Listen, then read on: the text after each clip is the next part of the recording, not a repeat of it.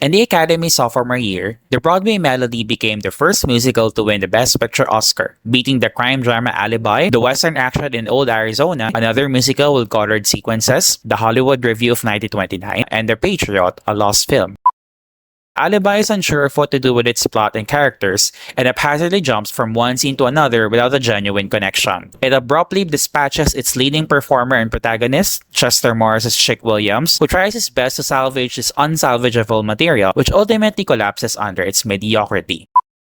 Looking back, it may be head-scratching to award the second Best Picture Oscar to the Broadway Melody when the Hollywood Review of 1929 is a parade of old Hollywood giants and vaudeville performances, or as I call it, the first on-screen musical playlist. But the decision makes sense as it has no plot and serves more as a giant advertisement and sneak peek of its leading MGM players. However, what may be its attractive asset turned out to be its fatal flaw. Technically, there is nothing wrong with its format, but the stars only exist there either to play, not parody a version of themselves, do what they already do best, or in the case of others, which I will list later, display a rare facet of their personality in acting. Joan Crawford in her first talking picture is plain but dazzling in her flapper musical number and tap dancing sequence, which were new to me. Stan Laurel and Oliver Hardy's comedic antics are pleasant but out of place. Buster Keaton is shockingly forgettable, while Marion Davies is awkward. Norma Shearer and John Gilbert, in the only colored sequence of their careers, are a pair to watch for in the Romeo and Juliet balcony scene.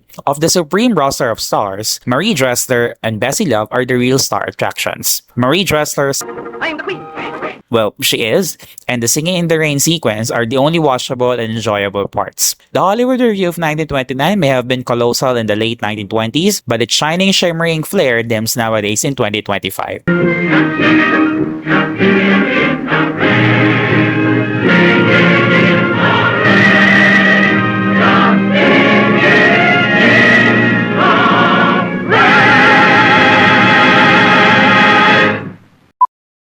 The Broadway Melody is a befitting winner in an era when talking pictures completely dominated the cinematic landscape and cultural zeitgeist. It is a successful onstage and backstage foray into sound films, but the archaic technical department, badly enjoyable musical performances, and forced love triangle weakened its advanced merits. Bessie Love is the only reason to watch, even if it underappreciates her vivacious energy and dramatic versatility.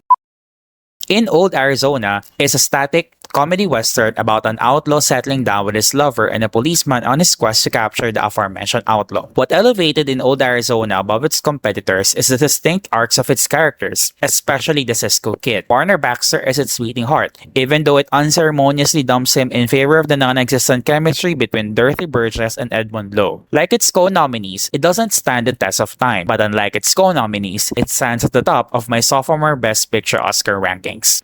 Her flirting days are over, and she's ready to settle down.